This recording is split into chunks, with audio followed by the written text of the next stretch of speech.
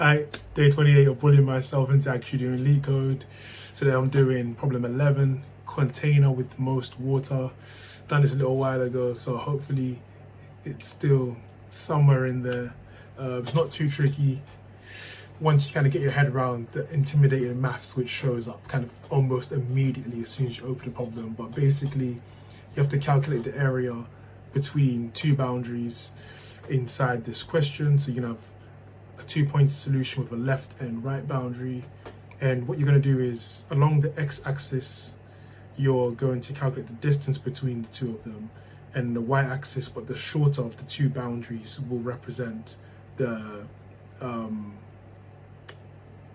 obviously represent the height you're going to use to calculate your area.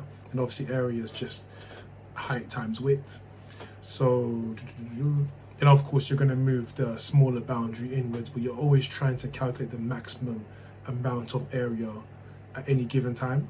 And that maximum area is what you're going to use as your running total, and you're going to compute the area every single time you cycle through it. So without further ado, let's see, left and right, initialize that to 0, and the len of our height minus 1 to give us obviously that last index. Then we can have our max area initialized to 0. So we can just say whilst left is less than right.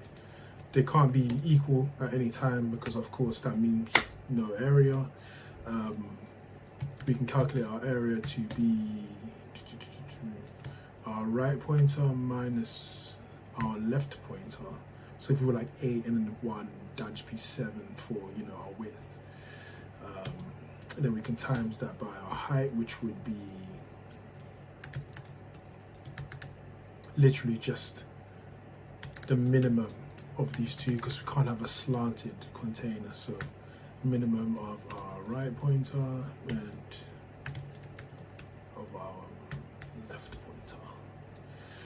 Then we can have our max area recomputed with each iteration through the loop as a max area and area. And then we can say if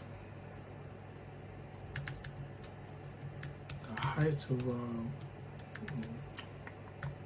right is greater than the height of our left pointer, then we can just increment that left pointer, because we obviously want to calculate our maximum area, so we always want to try and keep the largest values possible otherwise. So in the case that is either equal or not, we can just move the right. In the equal, it doesn't really matter, but you know, for the sake of brevity, and you can just return that max area. Invalid syntax, yeah, because it's going to be else.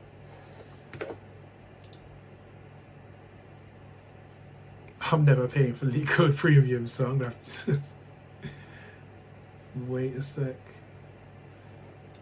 Not too bad. Groovy. Sensational. Yeah, that one definitely, if I ran into that like code, that would have cooked me 100%, because as soon as I saw the maths, it would have just been like crazy daunting. But I think that once you wrap your head around the fact that you're just using those 2 pointers to move in, and you break down every single rule, that the constraints of the questions asking of you, it becomes a lot more manageable. I did see this one start of the month, not this month, but I mean start of the 30-day journey, so to speak, and I just remembered it because it just stuck out so kind of poignantly as a great 2-pointer solution. But that was day 28. 2 more days to go. Peace.